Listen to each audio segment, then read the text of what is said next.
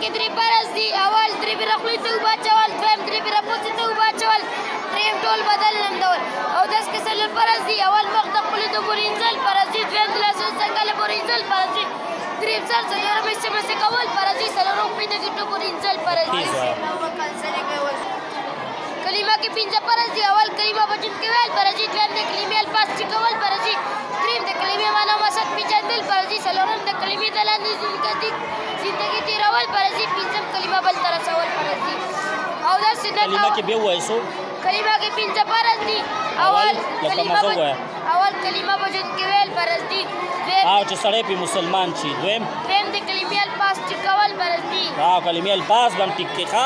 د بعضې کسانو کلمې الفاظ ګډوډي د باباګا داسې د عمر چې لږ زیات وي دا کسان شو، د زنانو شو، نو اکثر چې د کوم ځای کې د چا الفاظ ګډوډ وو او تاسو ته یاد و هغې ته یې بیا ټیک کوئ ښه. درېیم د کلمې معنا او مقصد پېژندل فرض دي.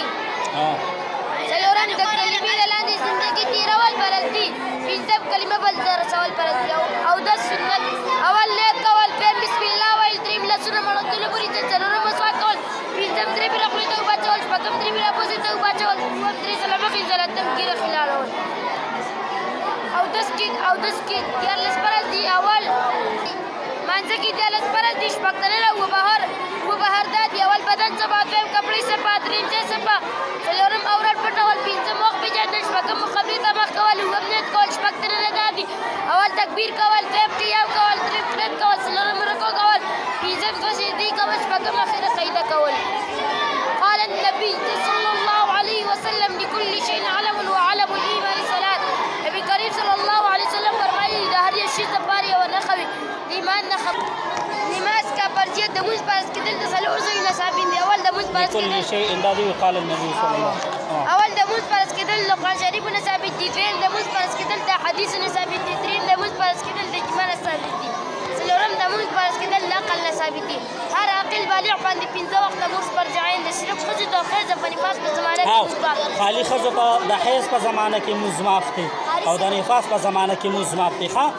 څوک چې د لمونځ کولو نه انکار وکړي کافر دی. څوک چې د لمونځ کولو نه انکار وکړي کافر دی. څوک چې لمونځ قصدن کړي یا فاسق او نافرمانه دی. څوک چې قصدن لمونځ کې سستي کوي دا څه دی؟ فاسق او نافرمانه دی. څوک چې لمونځ چالو نه کوي کومې پورې چې دغه کس لمونځ نه چالو کړی نو دی دې قید کړی شي ښه. بعضې علما وایي چې علي دومره وویله چې هغه د بدن نه وینه لاړ شي. امام شافعي، امام مالک، امام احمد رحمت الله علیه وایي چې دا دې قتل کړی شو. د اوو کالو ماشوم یې هغې ته به د لمونځ حکم ښایي چې د لسو کالو د نبي علیه السلام حدیث دی چې ماشوم د اوو کالو شي ده ته به د لمونځ حکم کوي، چې د لسو کالو شي لمونځ نه کوي.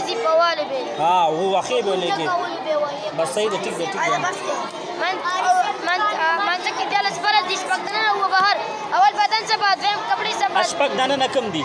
اول تکبیر کول، دویم قیام کول، درېیم قرات کول، څلورم رکوع کول، پنځم دوه سجدې کول، شپږم اخره او بهر چې کوم دي؟